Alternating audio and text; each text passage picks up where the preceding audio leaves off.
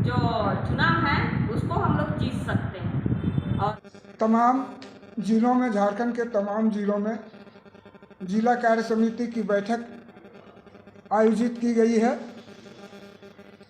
जिला कार्य समिति के बैठक की आयोजन का मुख्य कारण है कि हम हेमंत सोरेन का सरकार के वादा खिलाफी के खिलाफ जो उन्होंने पिछड़े वर्ग को 27% आरक्षण देने की घोषणा कर रखी थी और पंचायत चुनाव और नगर निकाय चुनाव में सुप्रीम कोर्ट के आदेशों के विरुद्ध ओबीसी आरक्षण का ट्रिपल टेस्ट कराने में विफलता या उसकी नगण्यता को देखते हुए ये पिछड़ों का अपमान है।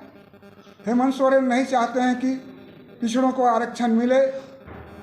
ये हेमंत सरकार की वादा खिलाफी है, जिसके कारण आज नगर निकाय चुनाव में पिछड़ों को आरक्षण से वंचित कर दिया गया है। हम इसके खिलाफ 17 नवंबर को हमारे झारखंड में तमाम जिलों में सरकार के इस वादा खिलाफी के खिलाफ आशु पार्टी प्रदर्शन आयोजित करेगी।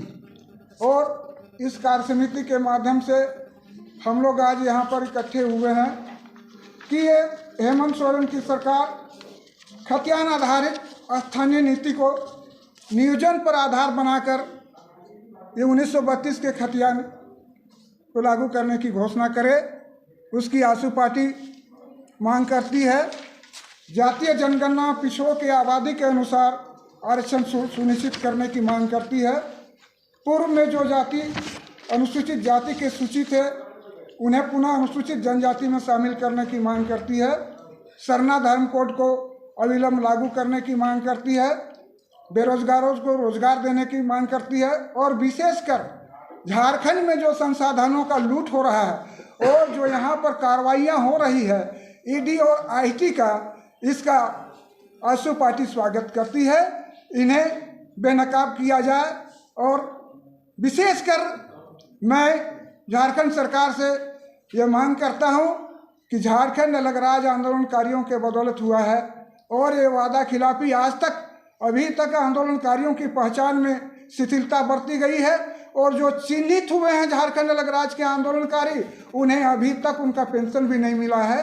तो ये विसंगतियाँ दूर करे, वरना आशु इन तमाम मुद्दों के लेकर पूरे झारखंड में एक आक्रोश, जनव्यापक आक्रोश का जनसभा करेगी, रैली करेगी। हम सरकार का विरोध करेंगे। जिला कार्यकारिणी समिति की आज बैठक थी।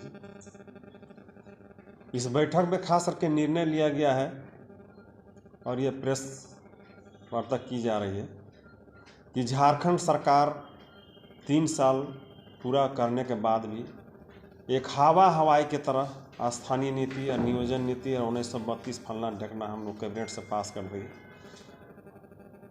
यह जनता का बीच में दिग्भ्रमित करने के लिए फैलाने का काम किया। अभी तक अब नगर निकाय का चुनाव भी होने जा रहा है। अभी तक हम लोग को ओबीसी का जो मामला था, पंचायत राज का चुनाव हुआ, उसमें ओबीसी को दरकिनार किया गया, जो आरक्षण था उसको भी ख़त्म कर दिया गया।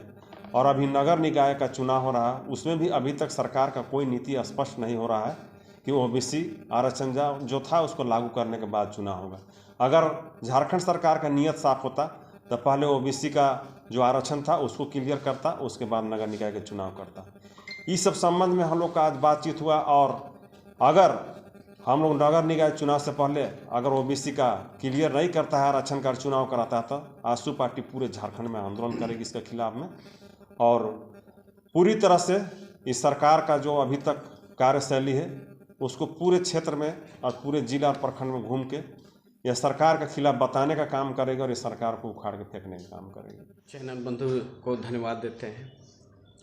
आज पूरा झारखंड प्रदेश पर आशु पार्टी के सुप्रीमो माननीय सुदेश कुमार महतो जी के दिशा निर्देश के माध्यम से आज यहाँ पर रांची जिला में भी जिला सम्मेलन हुआ। इस पर यही निर्णय आया कि हम लोग का पिछले चुनाव, पंचायत चुनाव में और नगर इकाई में भी ओबीसी को लेकर यहाँ पर आरक्षण की जो बात कही गई थी वो आरक्षण को हटा दिया गया है। और फिर तुरंत जो माननीय हेमंत सोरेन जी जो सरकार में हैं, उनका कहना है कि 11 तारीख को कि 27% हम लोग आरक्षण देने का काम करेंगे। तो न कहीं ऐसा लग रहा है कि यहाँ पर जनता को भ्रमित करने का प्रयास किया जा रहा है। एक तरफ से बोलते हैं नगर निकाय में ओबीसी को ख़त्म किया जाता है, और एक तरफ से है कि 27% आरक्षण देने की बात कर रही है। तो यहाँ पर है कि भ्रमित के साथ साथ भी ओबीसी का जो अधिकार है उसको छीना जा रहा है। अभी यहाँ पर हम लोग का निर्णय लिया गया है कि 27 नवंबर को पूरा झारखंड प्रदेश पर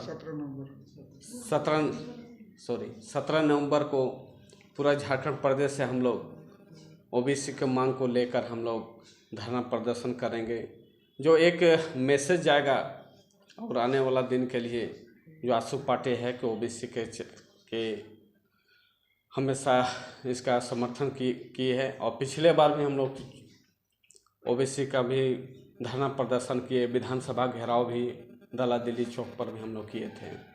लेकिन सरकार है कि कहीं न कहीं लोगों को भ्रमित करने का प्रयास कर रहा है। आप अभी देखिए 1932 का स्थानीय नीति का जो बात आ रहा है, उसमें भी है कि आप लोग है कि स्थानीयता का बात तो कर रहे हैं, 1932 का भी बात कर रहे हैं, लेकिन यहाँ पर नियोजन नीति का बात क्यों नहीं कर रहे हैं? इस स्थानीयता के हिसाब से भी नियोजन नीति होना चाहिए, वहाँ भी नहीं कर पा रहे हैं। चुनाव से पहले भी बहुत से वादे हुए थे कि सरना धर्म कोड लागू करेंगे, वो भी नहीं हो पा रहा।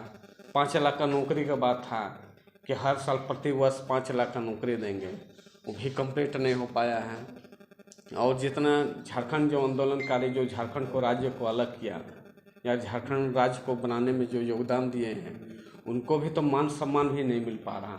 वेतन के रूप में भी बात हुआ तो वहाँ भी नहीं हो पा रहा है। तो कहीं न कहीं ये जनता को भ्रमित करने का प्रयास किया जा रहा है। अब इस लड़ाई पर है कि आसू पार्टी माननीय सुदेश कुमार महतो जी के साथ साथ पूरा आसू पार्टी पूरा परिवार हक को दिलाने के लिए, अधिकार दिलाने के लिए हम लोग जन सलाब के साथ हम लोग धरना प्रदर्शन करने का काम करेंगे। और 4 दिसंबर को भी महिला समिति का महिला सम्मेलन का हम लोग पूरा झारखंड प्रदेश पर सम्मेलन करने का प्रयास करेंगे। और उसमें भी आप देखिए कि महिला समिति का भी महिला का लोग कि 50% आरक्षण देने का भी बात कही, वो भी तो नहीं हो पाया। तो हम लोग है कि हक और अधिकार के लिए आसू पार्टी सबसे आगे रहेगा और जन सलाब के साथ जन आंदोलन करने के लिए हम लोग हर हाल में उनको हक दिलाने का काम करेंगे।